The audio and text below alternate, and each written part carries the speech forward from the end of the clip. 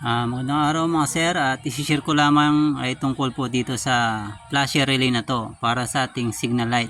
Yan, paano natin siya i-check kung gumagana pa yung ating flasher relay. Yan po. Una natin i-check yan, itong motor na to ay pa ang Euro, yan, Euro itong motor na to, Euro Sport. Yan.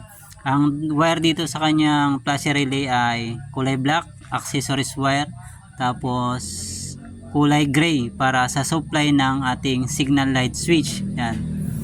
Check natin yung accessories wire kung may supply yan. Naka body ground yung ating clip. Check natin kung may supply yung ating flasher relay. Yan. Ibig sabihin good yung supply ng ating flasher relay galing sa ating accessories wire. Tapos itong ating flasher relay, dapat itong kulay gray ay magbi-blink siya or magpa-flash. Yan. Yan, ibig sabihin good yung ating flasher relay. Yan.